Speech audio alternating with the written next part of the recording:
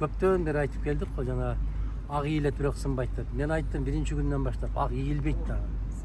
Ак ийилбейт дагы, сынбайт дагы, Кудай кааласа. Бардыгы өзүнүн нугу менен кете берет.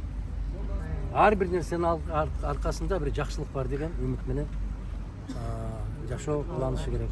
Адахан Кисимбаевич, сейчас же приговор вступил в силу.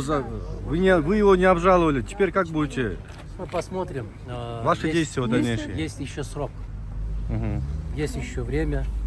Мы это посмотрим, мы это обсудим со своими адвокатами, посоветуемся и будем действовать дальше. Но приговор суда вы считаете незаконным, да? И не признаете его? А вы считаете законным? Нет, ну это же вопрос. Вы же не обжаловали же приговор суда? Я сейчас вышел. Угу.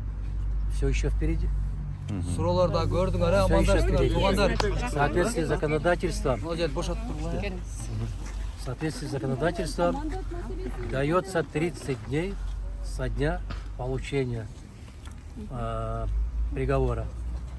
А я приговор получил 16 апреля на руки. Так что все еще впереди. А вопрос Аллах мандата вот спрашивается. Кыргызстанда бардык нерсе боло берет. Кыргызстанда бардык нерсе боло берет. Кудай буйрса, мындайда ар бир нерсе өзүнүн орду менен болуш керек.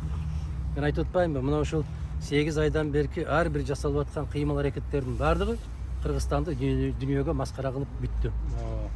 Кыргызстанда конституциянын жок экендигин, Кыргызстанда мыйзамдардын жок экендигин далилдеп койду.